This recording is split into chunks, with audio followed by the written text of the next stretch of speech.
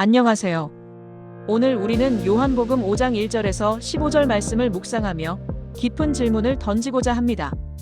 과연 우리는 베데스다 연못에서 물이 움직이기를 기다리는 사람처럼 세상의 조건만을 바라보고 있는지, 아니면 진정으로 우리에게 생명을 주시는 주님의 말씀을 기다리고 있는지 함께 살펴보겠습니다.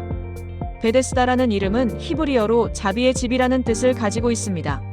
하지만 아이러니하게도 이곳은 자비와는 거리가 먼 가장 잔인한 선착순 구원의 현장이었습니다. 천사가 물을 움직일 때 가장 먼저 물에 들어가는 단 한 사람만이 낫는다고 믿었죠. 이곳은 은혜가 흐르는 곳이 아니라 강한 자만이 살아남고 나머지는 절망하는 무한 경쟁의 장소였습니다.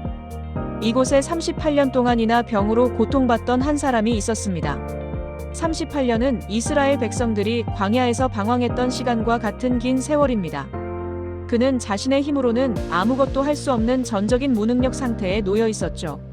질병보다 더 무서운 것은 바로 체념입니다.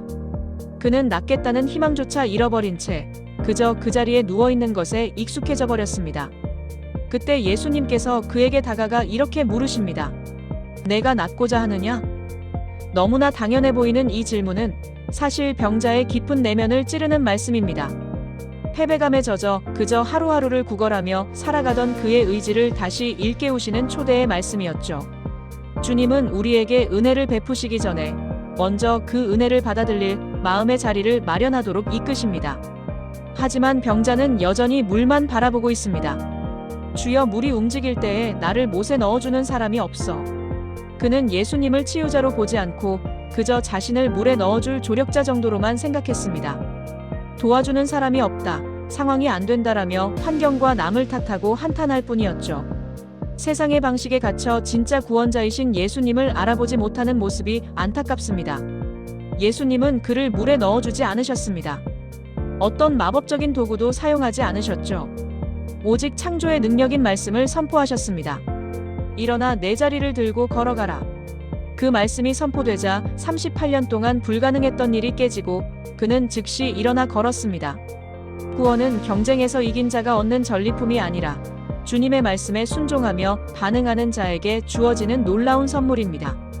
38년 된 병자가 치유받은 기적의 날, 요한복음은 차갑게 이날은 안식일이니 라고 명시합니다. 이 사건은 예수님을 향한 사람들의 시선이 호기심에서 적대감으로 바뀌는 결정적인 분기점이 됩니다.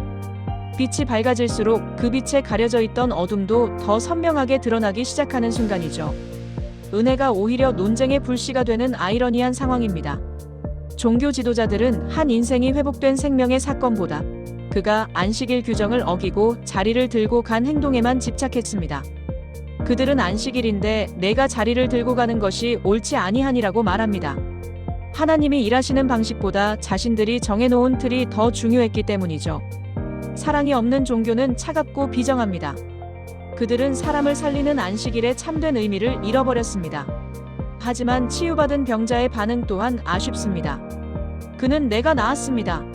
라고 감격하는 대신 누가 시켰냐는 질문에 나를 낫게 한 그가 자리를 들고 걸어가라 하더라며 책임을 회피합니다. 육신은 치유되었지만 그의 영혼은 여전히 자기 보호와 두려움에 갇혀 있었습니다. 은혜를 입었다고 해서 저절로 믿음이 생기는 것은 아닙니다. 그는 아직 예수님이 누구신지 진정으로 알지 못했습니다. 이후 예수님은 그를 다시 찾아오셨습니다. 그리고 육신의 병보다 더 무서운 영적인 심판, 즉 더 심한 것이 생기지 않게 다시는 죄를 범하지 말라고 경고하십니다. 진정한 치유는 단순히 몸의 병이 낫는 것에서 끝나지 않습니다. 죄에서 돌이켜 하나님과의 관계가 회복되는 것, 이것이 바로 진짜 구원입니다. 예수님은 우리의 육체뿐만 아니라 영혼까지 온전히 회복시키고자 하십니다. 놀랍게도 그는 예수님의 경고를 듣고도 유대인들에게 가서 자신을 고친 이가 예수라고 고발합니다. 자신의 안전을 위해 은혜를 베푼 분을 넘기는 씁쓸한 결말이죠. 우리는 어떻습니까? 받은 은혜를 자기 유익을 위해 소비하고 결정적인 순간에 예수님을 외면하고 있지는 않습니까? 자기 보호를 위한 선택이 때로는 가장 큰 은혜를 저버리게 만들 수 있습니다. 사랑하는 여러분, 당신의 베데스다는 어디입니까? 혹시 우리도 세상의 물, 즉 돈, 성공, 인정과 같은 것들이 움직이기만을 하염없이 기다리고 있지는 않습니까? 저 물에만 들어가면 행복할 텐데라며 끊임없는 경쟁의 자리에 누워있지는 않으신가요? 이제 헛된 세상의 우물가에서 눈을 돌려 지금 우리 곁에 찾아오신 생명의 주관자이신 예수님을 바라보십시오. 이제 핑계의 자리를 들고 일어나십시오. 상황이 안 돼서 도와주는 사람이 없어서라는 38년 묵은 핑계와 변명을 멈춰야 합니다. 믿음은 환경이 저절로 좋아지기를 기다리는 것이 아닙니다.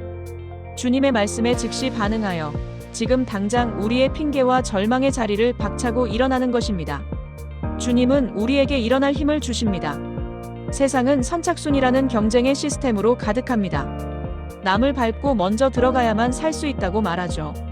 하지만 복음은 다릅니다. 복음은 실패하고 무력한 자에게 직접 찾아오셔서 그들을 살리시는 은혜입니다. 구원은 내가 무엇인가를 쟁취해서 얻는 것이 아닙니다. 구원은 오직 주님께서 우리에게 주시는 선물입니다. 38년 묵은 절망도 오랫동안 굳어버린 습관도 주님 앞에서는 아무것도 아닙니다. 자기 보호의 껍질을 깨고 진정한 회복의 길로 나아가십시오. 주님, 헛된 세상의 물을 기다리는 일을 멈추고 오직 생명의 주관자이신 예수님의 말씀만을 의지하여 믿음으로 일어서게 하소서. 아멘.